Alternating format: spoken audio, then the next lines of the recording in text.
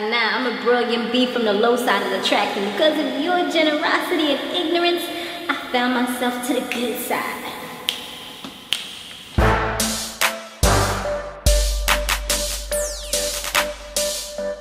Hey, Samore Love Bugs, you have now tuned in to my haves and have-nots recap. Guys, be sure to subscribe if you have not yet done so.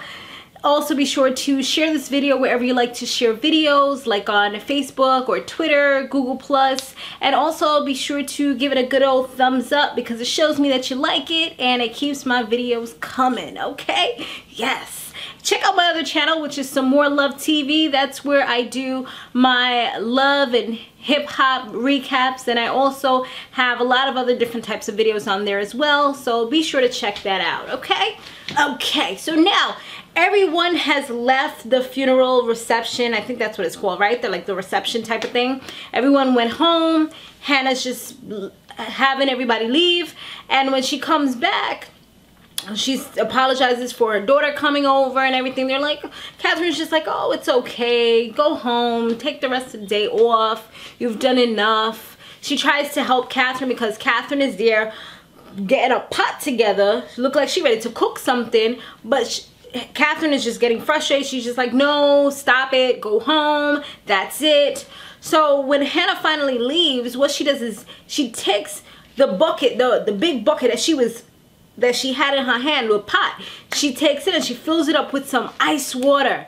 Well, I'm assuming it must have been ice water, right? It looked like it was nice and cold. And then she goes back to Jim's study where they had knocked Candace out, and she throws that whole bucket on top of her head. It reminded me of the ice bucket challenge that I did back when everybody was doing the ice bucket challenge. When was that? Like in I don't even remember when it was, but it was a while ago. I did it and I was cold and I was like, you know what? This is the last time I'm doing one of these challenges. Yeah, I can't. I can't do it. I can't because I hate cold water. Only time I can do cold water is the pool. That's it. So Candace, like I was saying, she was laid out, but that cold water done give her a good shock and woke her up. She was like, so you hit me. You know, she was tight. She was mad. She was feeling that pain. So Hannah, she is leaving, but then she realized that her daughter's car is still parked up in their garage. So she's like, oh no, something ain't right. So she comes back in the Cryer residence and she's listening, you know, peeping there, listening. Like this. And then she hears her daughter's voice. So she's like, she calls out to them and she's like, I hear my daughter's voice. And they're like, we told you to go home, Hannah. Hannah, go home. We're handling this. She's like, oh, no. Hannah had to go into mommy mode real quick. And it's funny how when people want you to do something for them, they'll be super respectful. That's what I feel like Candace did. Candace was just like, yes, mommy, I'm in here. They got me in here. I'm just like, wait, what? Since when you calling her, you sound all sweet like a little girl. That's when you want somebody to do something. You put on this little baby voice and stuff. So yeah, like I was saying, Jim is telling her to leave and she's like, I'm not gonna let y'all knowingly beat my daughter. Y'all crazy? She's like, no, come on, Candace, let's go. I'm like, yes, mama is finally taking charge and doing what she didn't do when Candace was a little girl and really needed her help. That's from what we found out a few episodes ago.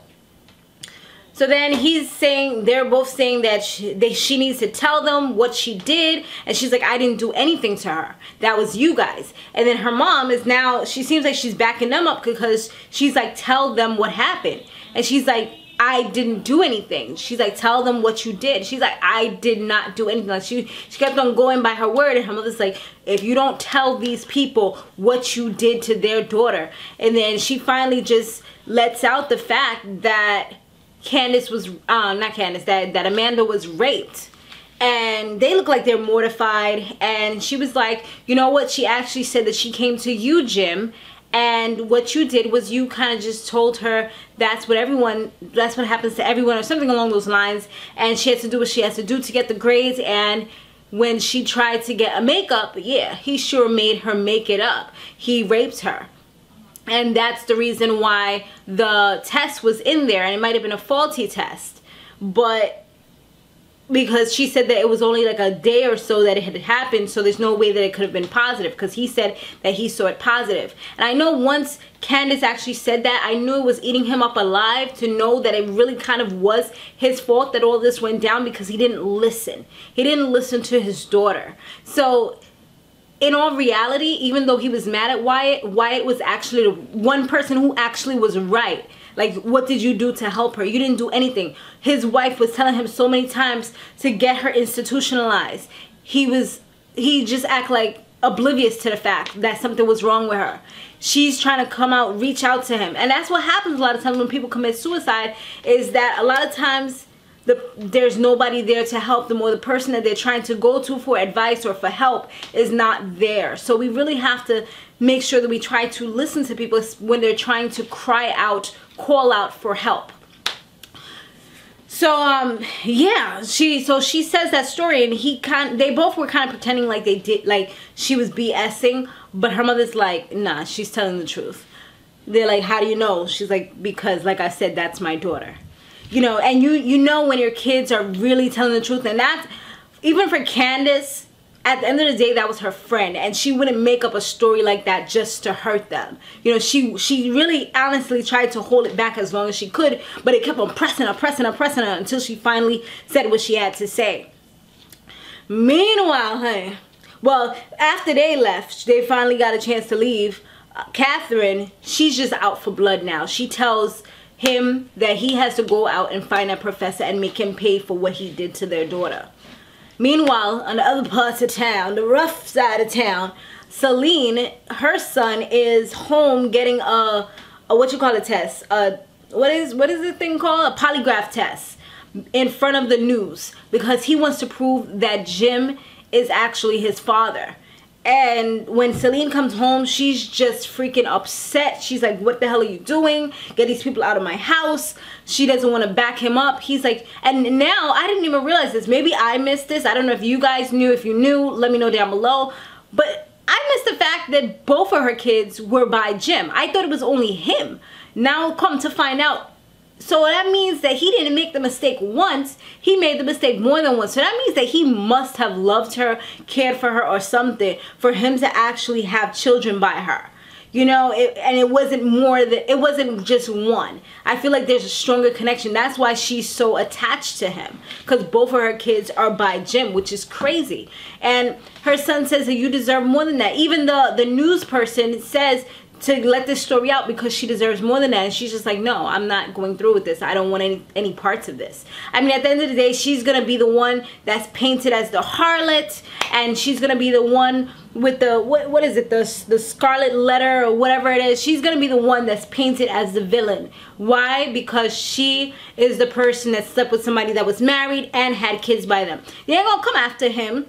No, he's a man at the end of the day, and she probably knows that in the back of her head too, and she doesn't want to deal with the scandal. It's going to be a scandal. It's going to be a whole bunch of press coming to talk to her, magazines. There's going to be people probably writing her death threats and all kind of stuff that happens in politics.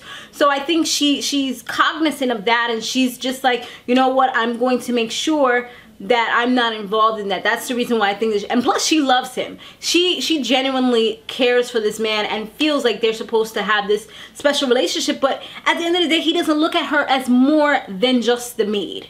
So she wants something more than what he's able to offer her or give her.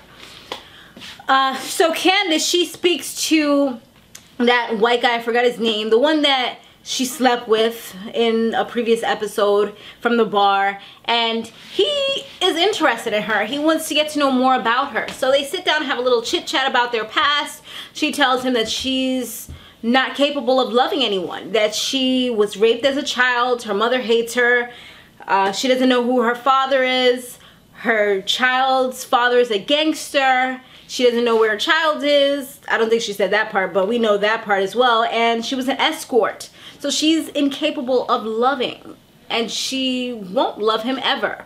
And then he tells her his little story, which is that he sleeps with women. He sleeps with a whole bunch of women, or has slept with them, And he wasn't, I think he said he wasn't faithful to his wife. His wife died. He had all the money in the world, but the one thing he couldn't do was help his wife. So he sleeps with people to kind of comfort his pain and the loss that he's had. But he's really intrigued by her and kind of wants to know more. So I don't know. It seems like they might get a little something going on. I think he might change her, but we shall see what happens. I mean, she's always wanted money, and it looks like she can get love and money if she just kind of lets her guard down a little bit. But I know she doesn't want to be hurt by somebody again. So that could be definitely a tough concrete wall to kind of mash up and break up, you know? So we'll see what happens with that. Veronica, she goes to Benny's house. They're talking. He thanks her for the car and all that and giving it back to her. He cleaned it out and all that other good stuff. And then she, you know, kind of moseys her way on over and kind of entices him, you know what I'm saying? I'm doing foolishness. And she's like, where's your room? Goes to the room. They start to get to do what it do. And then a little bit later, Hannah is coming home. So Hannah's coming home, and on the other parts of town in a black car, Maggie Day, she has an investigator who's following Veronica around. He gives her the scoop of where her whereabouts are. She calls up David to say she had put a tracking device in his car, and now she knows where it is. She said it's in the drug-infested area, and do you want me to call the cops? And he's like, yeah, call the cops. She's like, are you sure you want me to call the cops? Because maybe Veronica might have it. He's like, nah, I don't think she has it. She's like, are you sure? You know, because I know she did have a drug problem before. And he kind of thinks about it like, damn, I don't want this to be on the news if she is trying to get some drugs, because she has been acting kind of crazy. And she did try to burn down my house. So perhaps it could be her getting a little bit of drugs. And I don't want everybody to know about this, because this dude's running for office and I'm supposed to be his right-hand man. Nah, we can't have this kind of scandal. So no, you know what? I'll go over and I'll go get my wife. So that's exactly what he proceeds to do. He tells his driver, you know what? We're going to have a change of plans. We are going to, and then he says Hannah's address, which he doesn't know at the time is Hannah's address. When he gets over there, this chick, Hannah, she's coming home. So he's like, oh, you live here? She's like, yeah. He's like, oh, this is my car. She's like, oh, yes, I know. My son brought it home last night. Blah, blah, blah, blah, blah. He's like, interesting. So then they both go inside the house. He's like, you know what? Let me go see if Betty's here. Let me go check his room. So she goes into his room, and the sight that she see, the two of them there upon the bed, do I need to say more? They're doing the nasty, honey. Yes, old and young on the bed doing the nasty. So when Hannah does that, she just looks like she's just like shocked. She doesn't know what to say. Her mouth open wide, her jaw them open like she just looked like, oh my God, no, I did not see this. How can I unsee what I just saw? Give me the holy water. Let me put it in my eyes. Maybe it shall purify me and clean my eyes from what I have just seen, because that was just nasty. And yeah, that's pretty much where it ended, guys. So let me know what you thought about this episode down below. Thanks for watching. Don't forget to subscribe if you haven't. And be sure to stay fabulous, live free, and soar limitless. I will see you in the next one. Later.